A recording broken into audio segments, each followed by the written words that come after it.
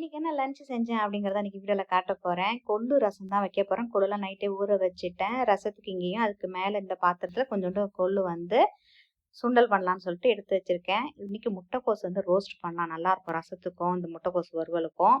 Food ப்ராசஸ்ல இந்த மாதிரி நைஸா அப்படியே கட் பண்ணி எல்லாத்தையும் எடுத்து வச்சுட்டு இருக்கேன் நான்.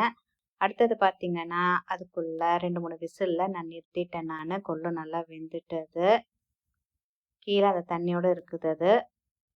இந்த இடத்துல முட்டைக்கோசு வறுவல் ரெடி ஆகிட்டு இருக்கு. ரசம் வச்சிடலாம். ரசம் எப்படி வைப்பீங்களோ அதே மாதிரி தான் கொள்ளு ரசம். தேங்காய் வேணா அரைச்சி விடலாம். நான் தேங்காயெல்லாம் இல்லை, கையால் இந்த கொள்ளெல்லாம் நான் அதுமாரி மசிச்சுக்கிறேன். அது நல்லா டேஸ்ட்டாக இருக்கும் மிக்சியில் போடுறத விட.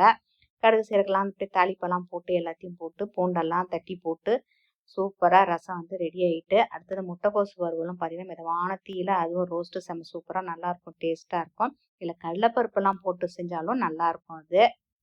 லாஸ்ட் ஒரு வீடியோ போட்டிருந்தேன், நான் எங்கே போகிறேன், என்ன சமைச்சு எடுத்துகிட்டு போகிறேன், எங்கே போகிறேன்னு சொல்லிட்டு ஒரு வீடியோ போட்டிருந்தேன்.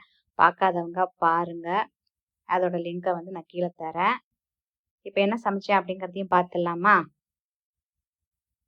நான் எலக்ட்ரிக் குக்கர்லேயே சாதம் வச்சாச்சு. அடுத்தது கொள்ளு ரசம் சூப்பராக ரெடியாக இருக்கு. இதில் முட்டைக்கோசு வறுவல். இதெல்லாம் ஏற்கனவே நான் வீடியோ போட்டதுனால இன்னைக்கு ஒன்றும் பெருசாக டீட்டெயிலாக காட்டல உங்களுக்கு. இந்த ஷார்ட்ஸில் கொள்ளு வந்து பார்த்தீங்கன்னா சுண்டலும் ரெடியாக இருக்குது. அப்புறம் இன்பிட்வீன் பதிச்சா ஆப்பிள் ஒன்று ஆப்பிள் கட் பண்ணி இதில் வச்சுருக்கேன். அதோடு இந்த வத்தல் நம்ம சூப்பராக இருக்கும் இந்த ரச சாதத்துக்கு. நீங்கள் இன்னைக்கு என்ன சமைச்சிங்க அப்படிங்கிறதையும் கமெண்ட்ஸில் சொல்லுங்கள். அடுத்த வீடியோவில் பார்க்கலாம். Bye bye.